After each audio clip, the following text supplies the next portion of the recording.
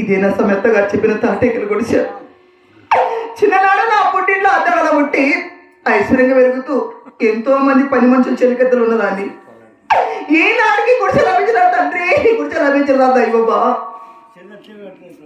మహాతల్లి చిన్నమ్మ గారికి తినడానికి అన్నం లేదు, కట్టడానికి బట్ట లేదు, చూడటానికి చుట్టుపక్కల మొక్కడానికి దేవుడు లేదే. ఎందుకు ఇచ్చారు తండ్రి ఆడచిల్మము?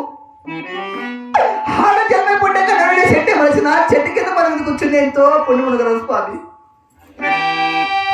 పూత వచ్చిన పుణ్యముండు కాయే కాసిన పడుతుందరు కదా. నాకే లేకుండా నాలా ఆడలో పుట్టిన వారికి ఏ ఆడబిడ్డ కూడా ఇటువంటి కష్టాలు రాకూడదు, ఏ ఆడబిడ్డ కూడా ఇటువంటి కష్టాలు రాకూడదు.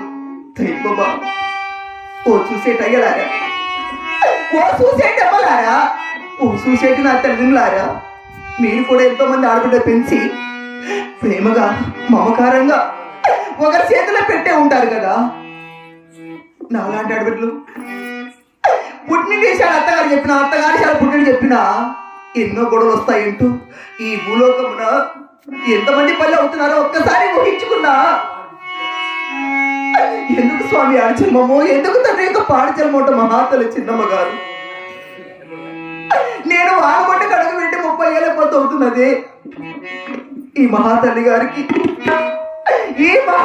తినడానికి పట్టడమే కూడా గ్రహానికి అర్పించలేదు స్వామి. ఆకలితో ఉన్న భక్తురాలు